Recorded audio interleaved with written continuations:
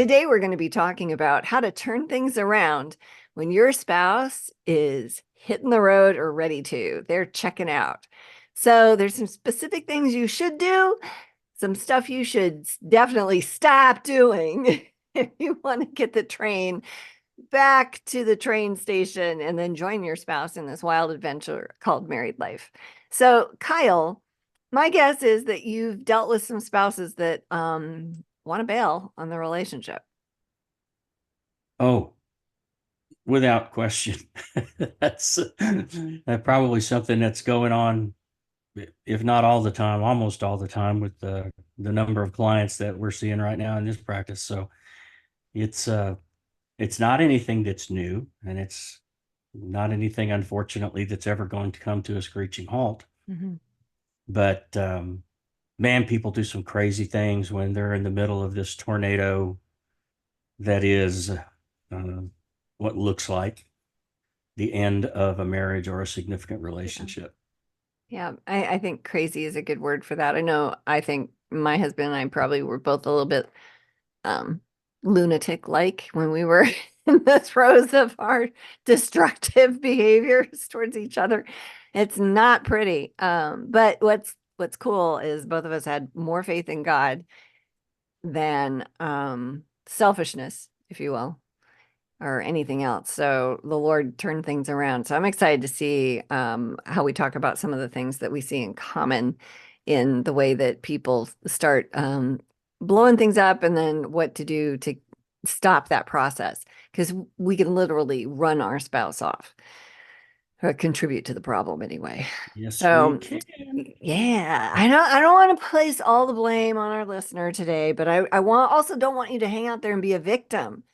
So there are things you can do, and we want to have you leave empowered today to take some steps. In the meantime, by the way, make sure that you at some point check out our website, greaterimpactcouples.org. There is a marriage assessment, which will be a brutal experience, or maybe something that makes you go, we're doing all right. But yeah, so it's based on some of the positive inputs that you need to have a healthy marriage. And then check that out. And then there's some next steps for you. So, Kyle, as we're looking into this whole thing of what do we need to stop doing, I for me personally, the thing I see most is women, it's mostly women, but I see men do it too. They chase their spouse. They are so stinking needy. It's like, you need to do this, and why aren't you like that? And blah, blah, blah, blah, blah. And I know sound really critical at the moment, and I kind of am because that so not attractive, runs people off. I don't think there's any doubt about that. And it would run anybody off, or at least cause them to contemplate running or trying out for the Olympic team, because they not only run, they run fast. They run every time. Um, but that smothering person, that person who can't step back, Mhm. take a breath, and be logical about what's going on, instead of operating out of absolute, we talk about people who operate out of pure adrenaline, and I think that's probably akin relationally to operating out of pure emotion. Mhm. And remember, our emotions, each emotion we feel is information. Talk more about Yeah. that. Oh, they're like tiny little newspapers that are rolled up and tossed in our front yard of our brain. Mm. uh, Emotions carry information for us that's important. And so instead of just reacting to the feeling of the emotion, we need to stop and take into consideration what that emotion is telling us. Hmm. And if that emotion, which primarily in this situation is going to be fear, if that emotion is fear, then we need to start asking ourselves, what is it that I'm most afraid of? Hmm. And rather than spending my time and energy chasing after something that doesn't want to be chased, I'd probably be better off in that moment doing some self reflection and finding out what it is that I'm afraid of and pursuing that, rather than a spouse that's made it pretty clear they don't want to be there anymore. Hmm. Hmm.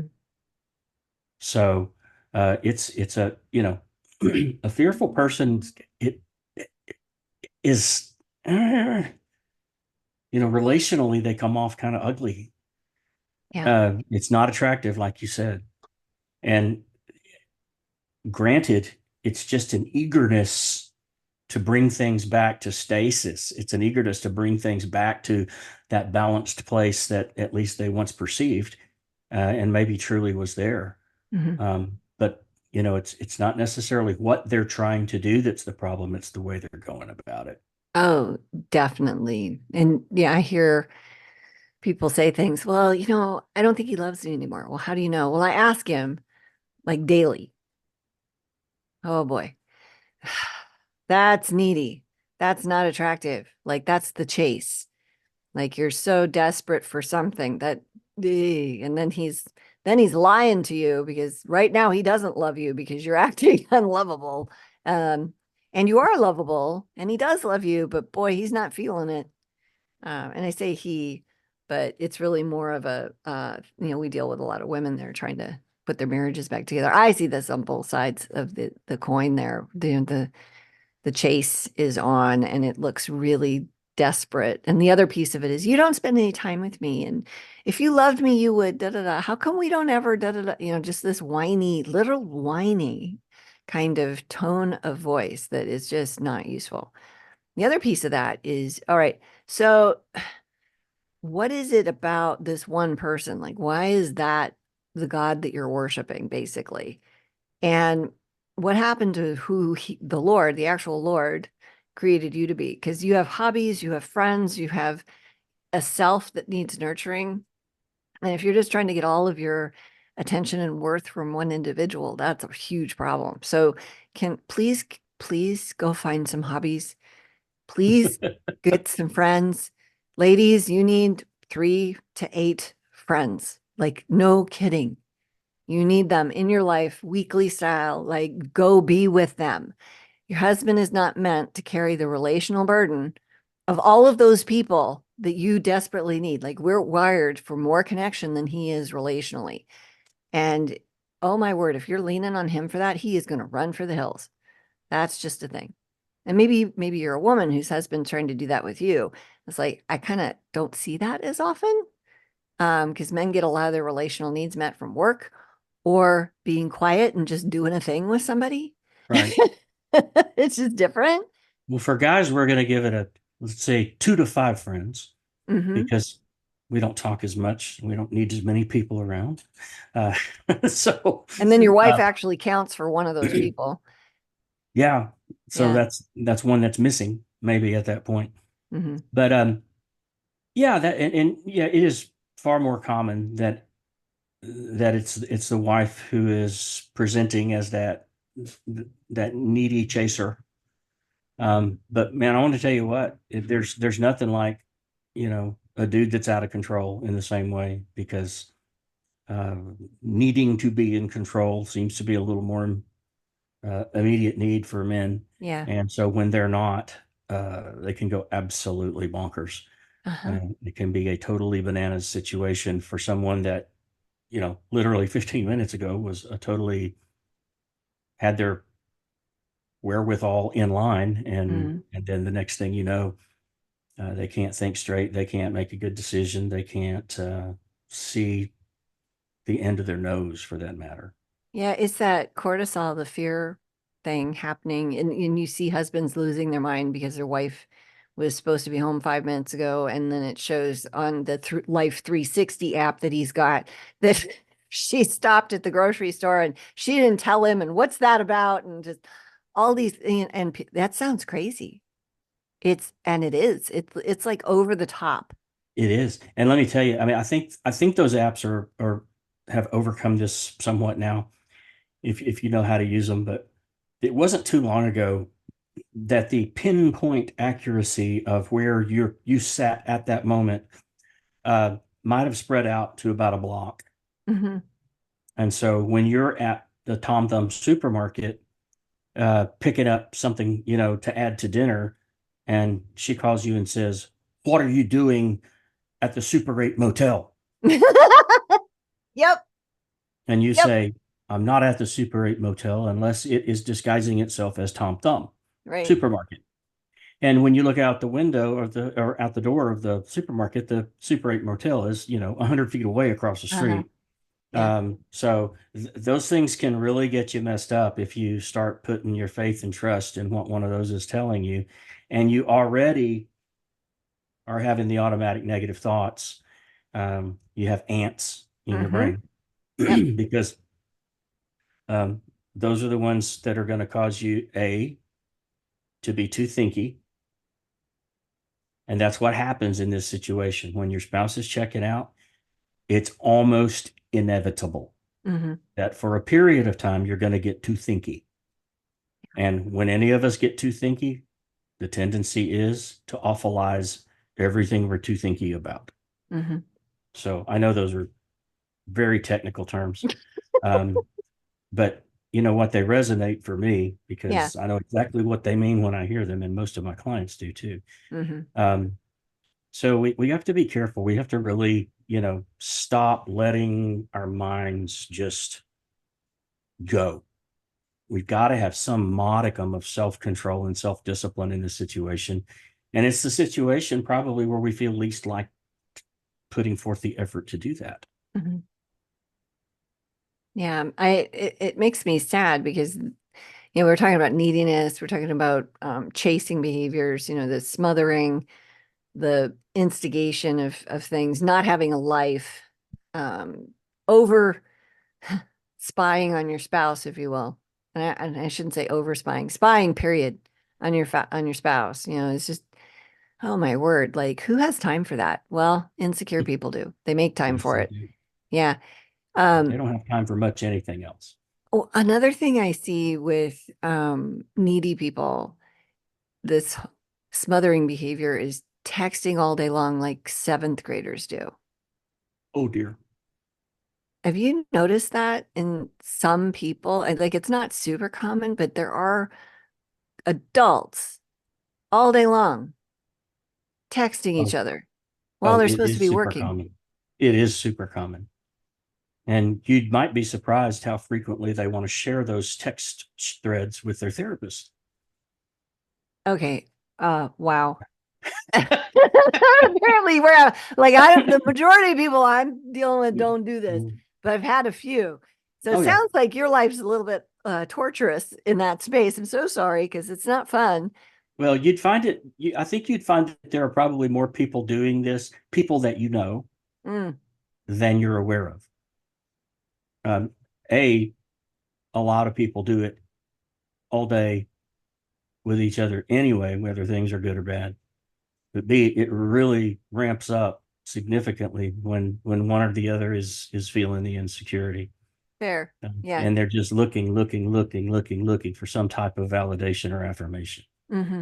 And when they're not getting it, slowing down is the last thing that they think of. Right. Well, and that might be one of the reasons we probably don't see it as much is because I tell people don't do this because it's seventh grade behavior. It will cause nothing but more problems. And it's text. You cannot actually communicate well over text most of the time. Yeah. So, There's a lot that gets lost in that digital communication.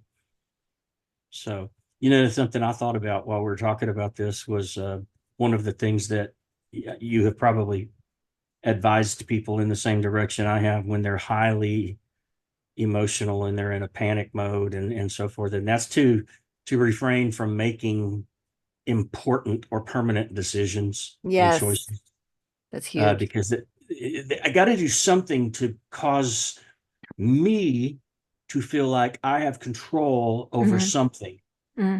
because otherwise I feel like I have control over nothing. Right.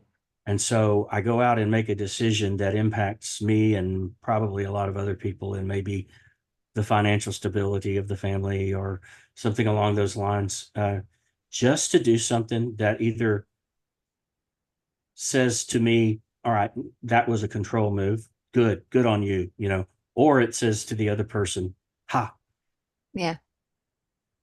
that's also a technical term. Okay. Ha. Ah, Yeah. So I think that most decisions made in a time of emotional turmoil or emotional turmoil. Okay. Um, Jazz, I don't care if you edit that or not. Most of the decisions that we find that people make during a time of emotional turmoil end up being regrettable. Fair. So, going out and buying that car that you've been wanting, but your spouse wanted you to wait or said it wasn't a good time. Well, I'll show them. Mm-hmm. Watch this power move. They'll do that, or they'll start messing with the finances in order to protect themselves. And then they end up getting in trouble with attorneys and judges Mm-hmm. and things like that in the future. So, um, if you are wanting to restore the relationship, you need to start acting like it. Mm-hmm. And doing those types of things is going to have the opposite effect on the checking out spouse than what you say Mm-hmm. that you're hoping for. Yeah, that's fair. Yep. So we're looking at stop being needy, stop chasing, and stop making drastic decisions. So it's kind of like stop living life, stop interacting with humans under the influence of emotion, like to your Yeah. point at the beginning. Or under the influence of adolescence. Yeah, fair. Sometimes at best, Yeah, adolescence. I know, right? Like we've all seen our favorite 12-year-old behavior show up again. Is like, no, that's not who we want to be. Yeah. So let's deal out what we should be doing instead. Some things to start doing. I know what my first pick is. Yeah, go for it. I kind of was just talking about it, when I said, Yep. if you don't want a divorce, then stop acting like it. Stop acting like you do, because those are the decisions that are going to push this already uh, unbalanced situation over one edge or the Hmm. other. Start communicating openly and honestly like an adult. Hmm. Okay. You're going to have conversations with your spouse, presumably. Some people won't. Some people say, I'm out. I don't want to be with you anymore. And then they don't talk to them anymore. They run everything through someone else, or they just refuse to respond. But when I say like an adult, I'm going back to um, the transactional analysis and Eric Burns' theory that says when you are going to have adult to adult interactions between two people that are thinking like and behaving like adults, then we're going to first say facts only. Hmm. Okay.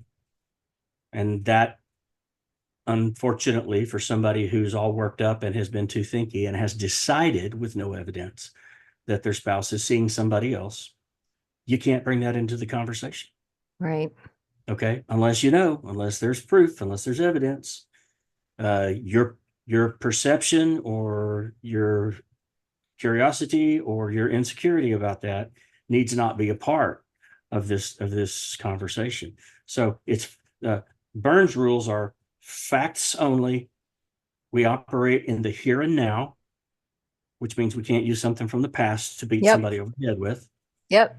And that all of our processing in this situation, and this is the most difficult part, all of our processing in this situation, in this atmosphere, is done through logic, not emotion.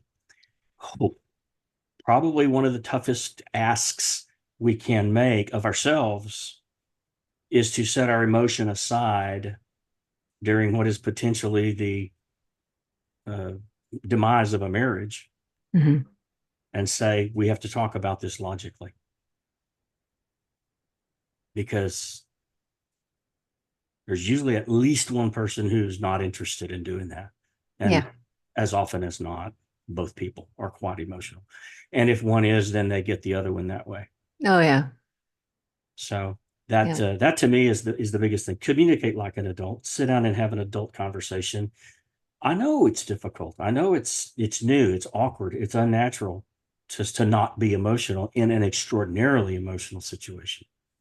But nothing is going to get resolved when we're operating out of that pure emotion.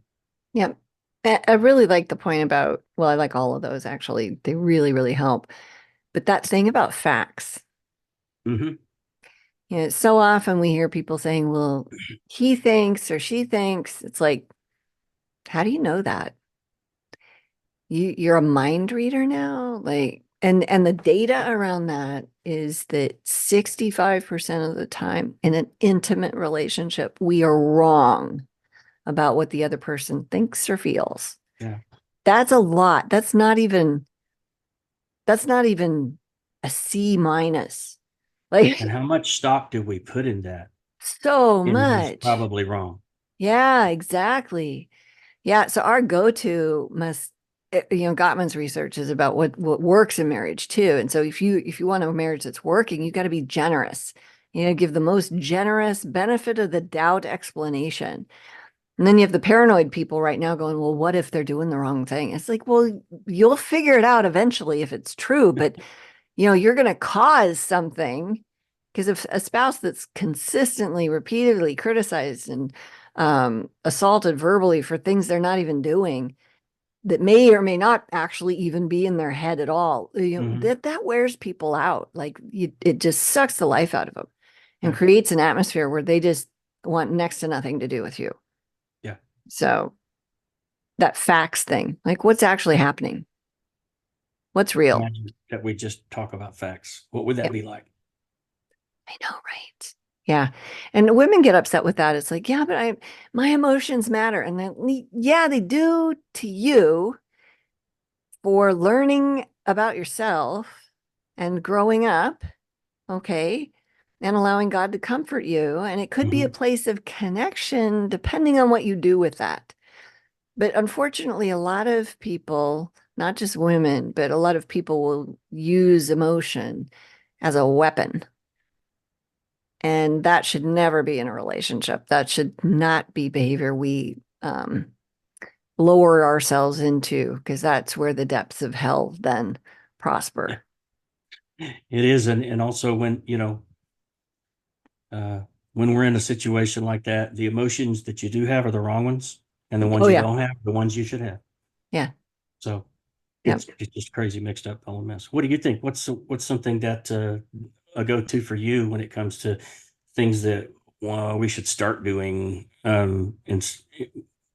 when we're in the midst of this situation, provided that we are? I heard a speaker one time say that you never lead yourself by yourself. And I really value that. You don't do any kind of change or growth process or even maintenance of something healthy without people with you.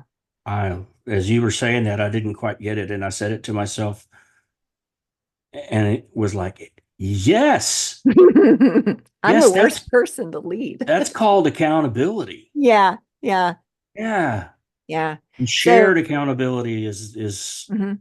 hugely impactful. Yeah, we lead greater impact as a team. I don't make decisions in a vacuum. I've done that, and the way we've done it for the last decade now or plus is just so much better. Yeah. Um, and it's super collaborative. There's stuff that I don't see. There's pieces I bring to the table that would create complete chaos if left to my own devices without people, some reining in and or some tweaking of the ideas to make it better. So I just really appreciate that. And I think marriage should be like that too. I know when my husband and I are on the same page about stuff, like we had a barbecue yesterday. It was so much fun. We had, it was, at the time we're taping this, the day after Memorial Day, and we had all of our family here, all of our family, and some close friends. And it was just, we played croquet. It was ridiculous. We're so bad at croquet. How long had it been? Yeah, about 30 years actually, Yeah, since maybe 25. I wouldn't Because even know where to go for a croquet set. well, that's how old this croquet set is. It's like my husband's when we were dating, he had it. And we didn't play it much with our boys because the balls are wooden and you give little boys wooden mallets and wooden balls and then they injure each other. So So much yeah, fun. okay, I couldn't handle it. So we didn't play croquet for long. But these guys, my sons are men now, right? We had so much fun, um, just all of us together doing that. And and the neat thing about it is that, when you bring people together, my husband and I just collaborated about the whole day. How do we want to do this? How do you want to do that? And we had the best croquet time because even though I said, "Hey, let's play croquet," he's like, "Is the grass short enough?" And I'm like, "No, but I can take the zero turn out there and cut a croquet court." And I did. And it's so silly, but I had so much fun carving a rectangle into our grass. Like that's just dumb, but it was hilarious. And we pretended like we were foofy and stuff out there with our croquet. But it was fun because we collaborated on that together. We led that together and involved others in things as, a team. And I think that makes all the difference in the world is having the support and the family and the encouragement.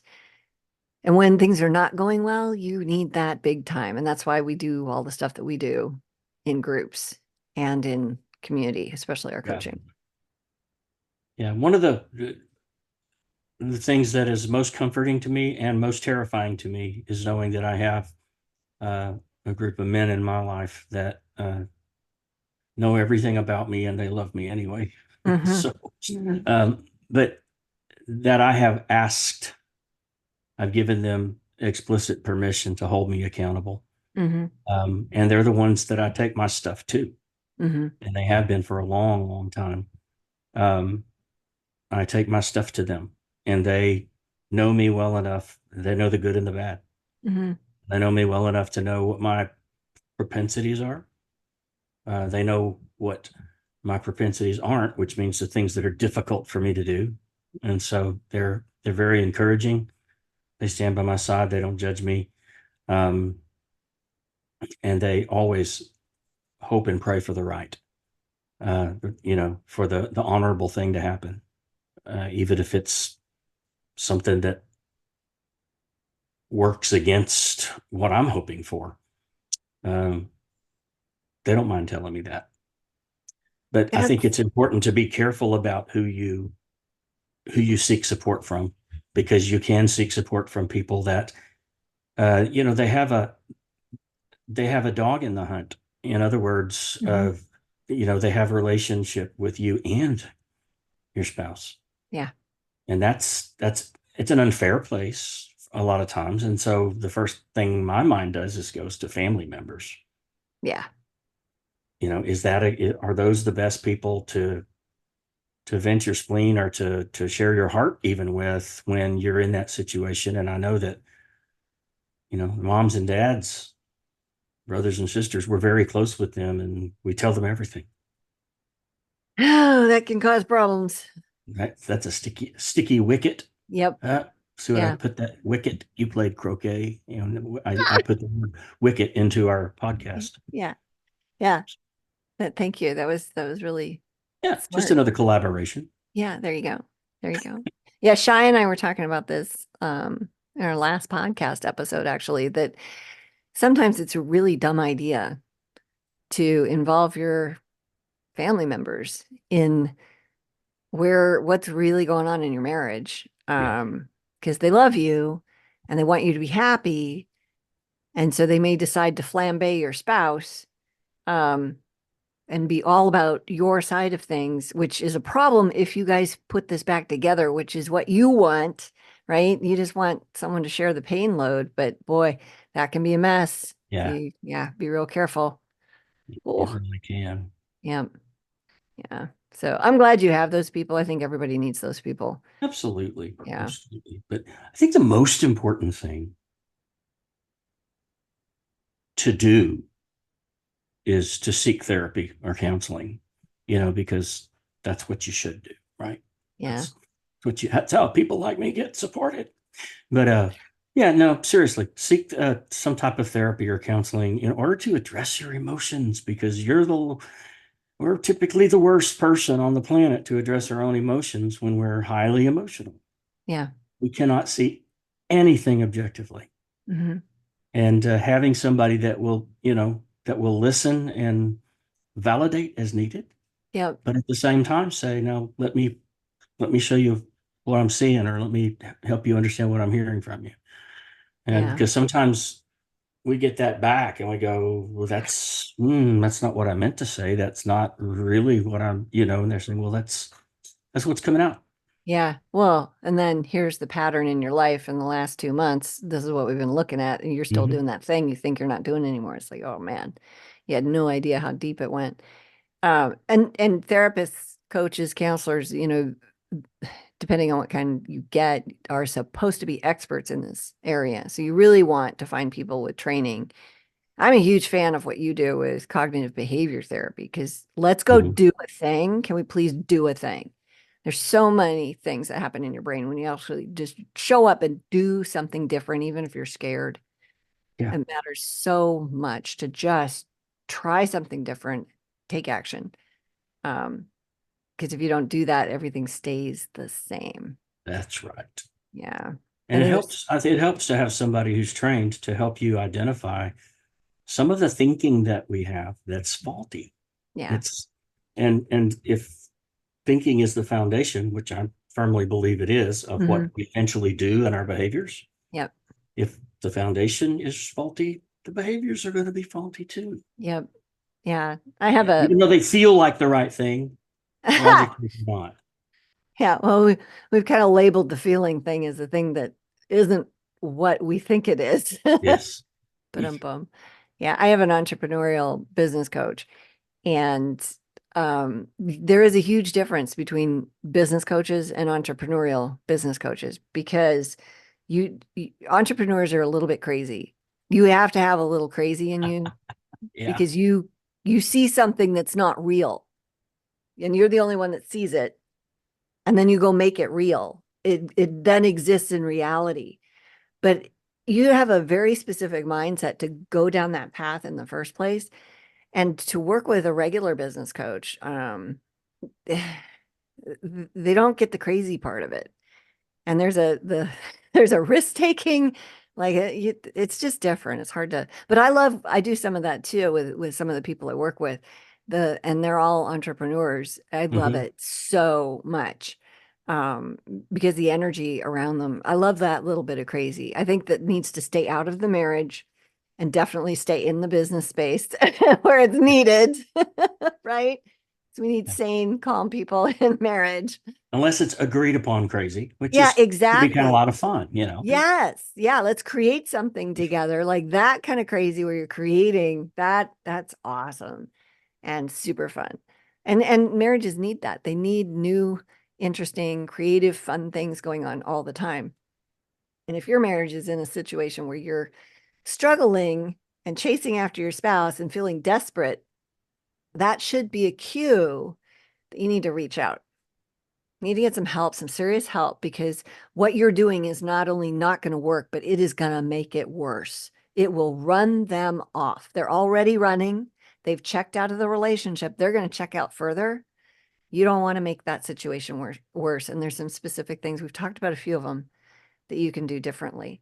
If you're in Texas, now I understand Texas is kind of in the middle of tornado season, but so far so good on Darn. the um, your building is still standing. Yes, it And is. yeah, so how do people reach out and connect with you, Kyle, in There are a Texas? couple of ways that you could do that. You can find me at headway.co.co. You can find me at helloalma, ALMA.com, or you can shoot me an email at kylehargrovelpc@gmail.com. Awesome. We'll make sure those are in the show notes so that we can get a hold of you there. And for Greater Impact, if you want to reach out, greaterimpact.org, go take our marriage assessment. And then there's a little PDF you can get 5 tools to stop walking on eggshells. And maybe you can do some change in your relationship. Thanks for stopping by. Be sure to check out our next episode about dealing with conflict.